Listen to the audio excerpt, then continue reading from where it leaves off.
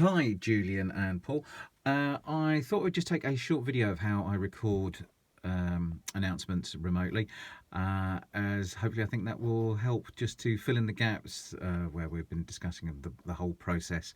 It's not quite the same as we do it in the broadcast centre, but enough of the steps are included that I think hopefully it should be of use, and I'm sure Ryla's going to be sending you the equivalent version of recording it at the broadcast centre, which should obviously fully illustrate what it is that we do, but hopefully this will add a little bit of extra value as well.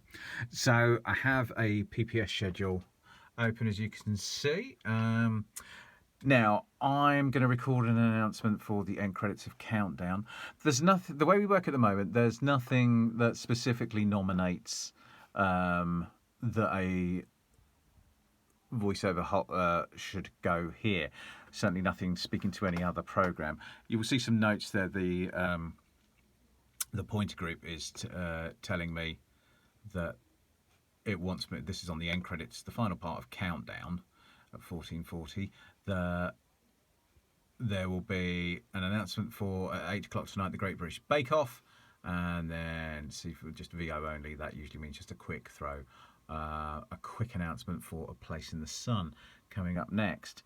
Now I know from experience really that the places you are going to usually expect a voiceover are going to be the end of a program and the ident going into another one.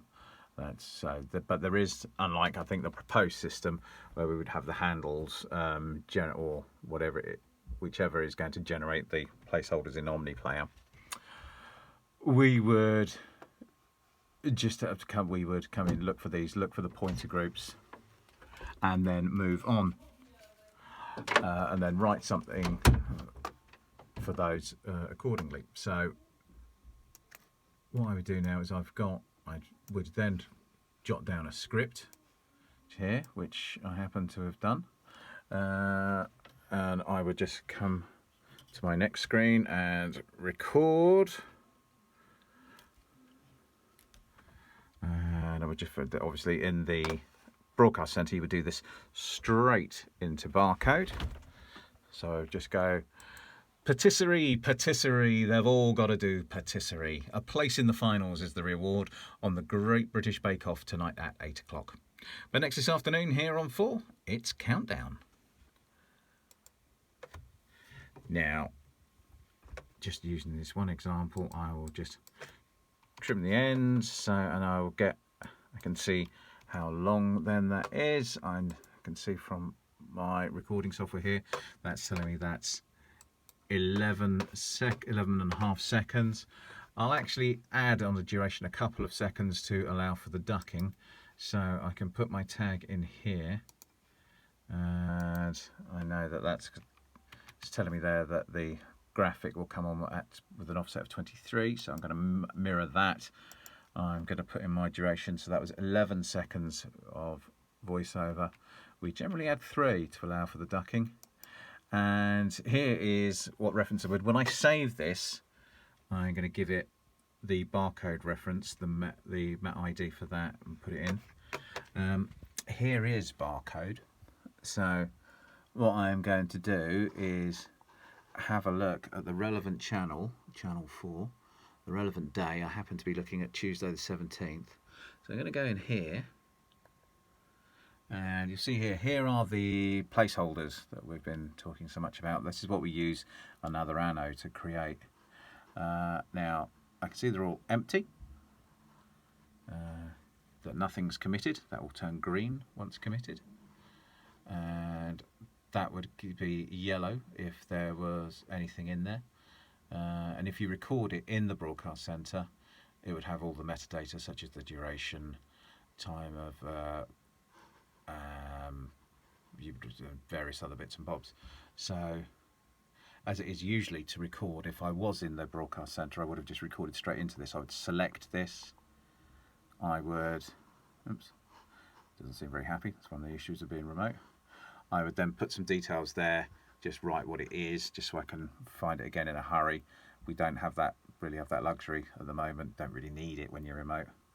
And then I would simply just hit record and stop when I'm finished.